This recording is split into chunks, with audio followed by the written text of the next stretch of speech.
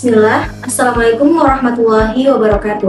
Perkenalan, nama saya Dilestari dengan NIM 2101010049. Di sini saya akan memaparkan materi saya yang mana dengan tema yaitu pemikiran Nasaruddin Umar dalam argumen kesetaraan gender perspektif Al-Quran.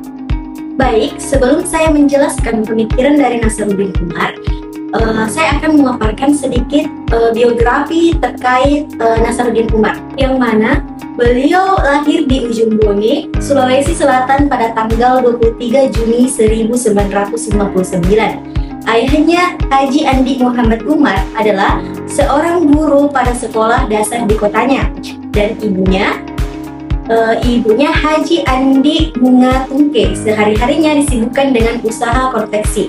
Nah, bagi Nasaruddin Umar, orang yang paling berjasa dalam hidupnya adalah kedua orang tuanya, karena keduanya sangat disiplin, tegas, dan telaten. Nah, sedangkan kakeknya bernama Haji Muhammad Ali Daeng Panturu, adalah seorang pendiri gerakan Muhammadiyah di Sulawesi Selatan. Artinya, Nasaruddin Umar sendiri secara genealogis memang berasal dari keturunan ulama. Baik, selanjutnya yaitu latar belakang dan pendidikan dari Nasaruddin Umar, yang mana dia pernah bersekolah di Madrasah Ibtidaiyah 6 tahun di pesantren As-Sadia Sengkang pada tahun 1970. Kemudian dia sekolah di SMP PGA 4 tahun di pesantren As-Sadia Sengkang pada tahun 1974. Kemudian ia bersekolah lagi di SLTA PGA 6 tahun di pesantren As-Sadia Sengkang pada tahun 1976. Kemudian menjadi sarjana muda Fakultas Syariah IAIN Alauddin Ujung Pandang pada tahun 1984. Kemudian sarjana lengkap atau sarjana teladan Fakultas Syariah IAIN Alauddin Ujung Pandang pada tahun 1984. Kemudian program S2-nya yang mana di IAIN Syarif Hidayatullah Jakarta pada tahun 1990 sampai 1992.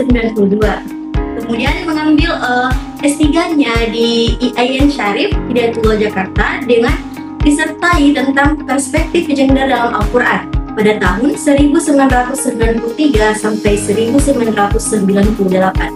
Baik, adapun karya-karya dari Nasaruddin Umar yang mana yang pertama yaitu khutbah-khutbah Imam Besar, Pustaka Iman yang diterbitkan pada tahun 2018. Yang kedua yaitu argumen kesetaraan gender perspektif Al-Quran, dan yang ketiga yaitu fikih wanita untuk semua, Serambi pada tahun 2010.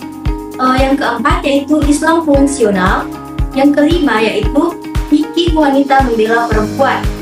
Yang keenam, mendekati Tuhan dengan kualitas feminim. Dan yang ketujuh yaitu badan perempuan dalam Islam.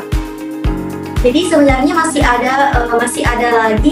banyak lagi karya-karya Nasaruddin Umar yang tidak saya cantumkan dalam poin-poin kali ini. Nah, selanjutnya kita masuk ke pemikiran Nasaruddin Umar dalam buku argumen kesetaraan gender dalam perspektif Al-Quran, yang mana yang diawali dengan sosiokultural Arab, Jazirah Arab yang memandang rendahnya perempuan. Juga diperlukan pemahaman mendalam terhadap stratifikasi sosial budaya yang dipengaruhi oleh kondisi geografis dan pola kehidupan bangsa Arab yang ikut membentuk budaya dalam masyarakat. Nah, lalu turunnya Al-Quran untuk membebaskan manusia dari berbagai diskriminasi.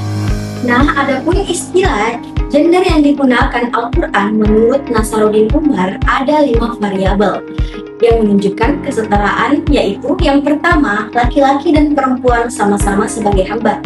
Yang kedua, laki-laki dan perempuan sebagai khalifah di bumi. Yang ketiga, laki-laki dan perempuan menerima perjanjian primordial. Yang keempat, Adam dan Hawa terlibat secara aktif dalam drama kosmis. Dan yang kelima yaitu laki-laki dan perempuan berpotensi meraih prestasi. Untuk memahami secara mendalam konsep gender dalam Al-Quran, maka terlebih dahulu perlu dipahami asal-usul dan substansi kejadian manusia menurut Al-Quran.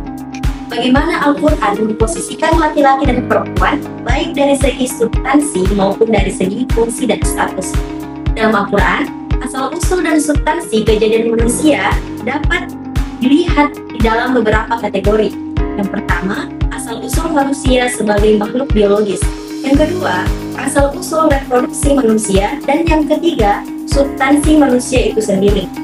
Jadi, tidak ada persoalan antara laki-laki dan perempuan karena asal-usul kejadian makhluk biologis secara genetik tidak dibedakan karena semua jenis kelamin diciptakan dari unsur yang sama. Jadi, proses dan mekanisme biologis tidak bisa dijadikan alasan untuk memojokkan atau mengistimewakan salah satu jenis kelamin. Islam memandang sama laki-laki dan perempuan dalam aspek kemanusiaannya. Nah, Islam menempatkan perempuan pada posisi yang sama dengan laki-laki dalam melaksanakan kewajiban-kewajiban agama. Laki-laki dan perempuan memiliki beban keimanan. Keduanya menerima balasan di akhirat. Tidak semua ketentuan untuk laki-laki dan perempuan dalam Islam itu sama. Nah, Islam tetap mengakui perbedaan antara perempuan dan laki-laki, misalnya dalam hal status perempuan menjadi saksi, besarnya bagian perempuan dalam warisan, dan larangan mutlak bagi perempuan untuk memiliki suami yang lebih dari satu, dan kesempatan perempuan menjadi kepemimpinan agama, imam sholat di antara laki-laki dan wanita. Itulah tadi pemaparan materi dari saya. Syukur kasir. Wassalamualaikum warahmatullahi wabarakatuh.